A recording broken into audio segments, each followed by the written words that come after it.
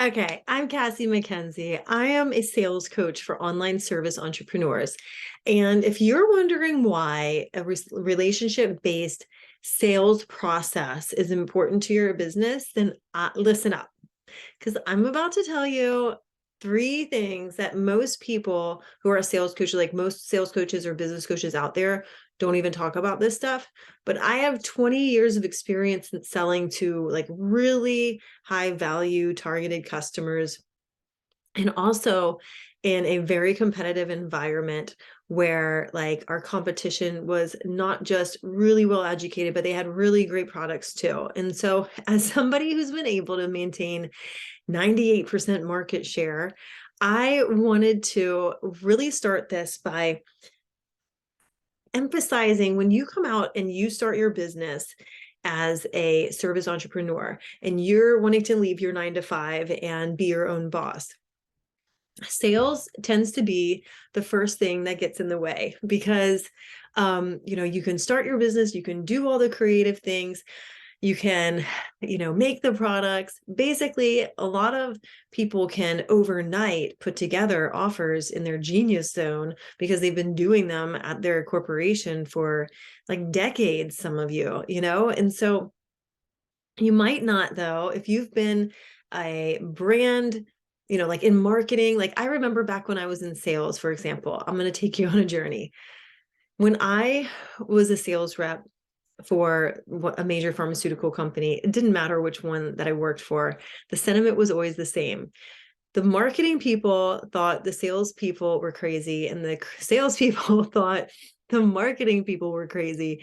And so, because the marketing people weren't doing the sales job, they weren't the ones that were like out on the streets every single day talking to customers and getting shot down, or, like getting in traffic to then get to an office and find out the customer freaking left early that day, or the receptionist didn't tell them that you had an appointment, and then likewise, the sales team was always looking at like visual aids and being like, what the fuck is this? Like, where do they even get this stuff? Well, you probably, as a marketing person, if you are one, you probably sat there in market research meetings that are boring as hell, trying to find out exactly what you think the customer needs and project it out and put it on marketing material so that the salespeople can use it. So it would probably chap your ass too if the salespeople never used these marketing materials. So I can see it both ways. Now, the difference is when you are your own boss, you are both the marketing department and the sales team. There is no in between. Unless you've hired somebody to do the sales for you, you need to learn how to sell. And so when you are your own sales team, it makes sense to really start from an early age, right? To learn a relationship-based sales model and not this volume-based, desperation, fear-based, like send 100 messages out. It doesn't matter what you say. Copy and paste these. Use this sales template. Use this, what do you call it? Like a sales script. All these swipe files, everything. Like everybody is different, and you are different, just like the person who works with you on your team is different, just like the other people that you work with are different at work, right? And just like other sales people are different, everybody on my team always had a different selling style, and your own unique imprint there and your own unique selling style is going to also be reflected in the way that you form relationships with your clients. So when you are leaving your 9 to 5 to go full-time in your coaching or your online service provider business or your accounting business or your creative or branding or whatever, copywriting, whatever it may be, if you are leaving and you want to replace that corporate income and then some, that's one thing. But to have this sustainable business that, because you don't have the parachute, right? Like you don't have that sense of safety of money always coming in. So you have to have a process that allows for you to feel like this business is churning. It's a machine. It's going, like it's always going to be running. Does that make sense? Like the sales are always coming in. I've got this process. I've got, in taking a step beyond the process and looking at the people and forming relationships and really caring about the people who are that are your both inbound and outbound leads. This is what makes that sustainable and secure business. All right. So in some ways, the process itself helps you to feel safe because you know exactly the actions to take every single day. But then also when you take it a step further and you add the people component in, and you add the relationships and the caring and the like more consultative, treating people like an individual and not like a number, not having this one size fits all approach to sales, then you start to have clients on top of clients on top of clients because your initial clients want to stay on long term. The next group of leads that you found want to stay on long term, and likewise and likewise and likewise. Okay. So it starts to really build on itself in a natural and really organic way. But beyond even that, if you want to take it a step further, it actually starts to feel so good because you are fully in alignment. And if you don't know what alignment means, it's when your thoughts and your feelings and your actions are all aligned together. Like there's no real like resistance in between what you're thinking and what you're doing. And there's no like self-sabotage between, the actions you're choosing to take and the ones that really feel good, right? So for example, if you freaking hate cold DMs, but you're using cold DM copy and paste strategy to try to attract leads into your business, it's probably not going to work because your whole heart isn't fully into it. All right. Like energetically, there's something misaligned there with you. And so you're like going to sabotage it some way or feel like, less confident doing it, or just, tell your stories about like assuming the worst going to happen. Right.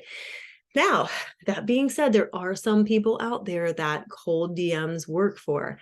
I'm not one of them though. Like that strategy, these, even for me personally, like the strategies around sending like canned emails out, like email responders, I have to be really specific in what I say in them because I want them to convey the relationship too. Like, believe it or not, a sales coach gets, feeling salesy also sometimes, and that can be a big barrier between you and making the sale. So it's also what I want to speak on is that it's really, really easy when you are starting out in your business and you're wanting it to take off and you're wanting it to replace your corporate income and then some. It's easy for the desperation to creep in and for you to start doing or feel tempted to do and to take part in some of these kind of like sleazy feeling sales activities, cold pitching or, like kind of fear-based tactics and things like that. It can be very tempting to do that because you desperately want to make sales. But I want you to always stop and listen to the relationship that you have with yourself and ask, does this feel good? Is this fun? And if it's fun, then by all means do it. And also know that it might be scary, but it actually could feel good when you do it. So that's a whole nother issue right there. But what I want you to know is, you at your heart, like follow that intuition and follow that intuitive pull. If you naturally are repelled and repulsed when you get a cold DM or a cold pitch into your inbox, like sell how you want to be sold to. Okay. Follow the tactics, even if you're desperate, follow the tactics that you would love to have, thrown at you, because those are going to be the ones that are most in alignment and are going to be aligned with your selling style. So I go way deeper into this in my mastermind, the Sales Queen Takeover, where we are taking over the sales industry and all of this misaligned, like metrics driven, treating people like a number type sales tactics, and moving into that relationship based sale where you form a genuine connection with your leads. You're able to bring leads in a way that feels good to your soul without selling your soul, right? And then you develop your own sales style so that you can sell in a way that feels easy and fun, and make sales every day, and start to actually like make it so that your business is just going to be running so well and bringing in, not just bringing in so many sales, but also having clients that are so incredibly happy working with you because they know that they are appreciated, and that there's that relationship, that deeper meaning beyond just that financial transaction that's there.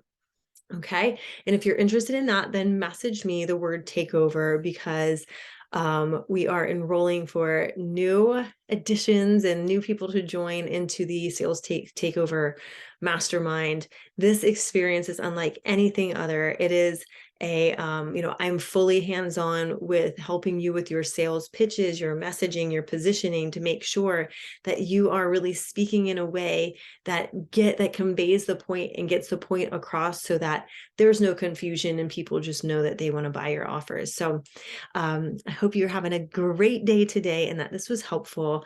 Go ahead and hit like and hit subscribe so that you don't miss out on a thing. You can come find me on Instagram or on LinkedIn, Cassie McKenzie.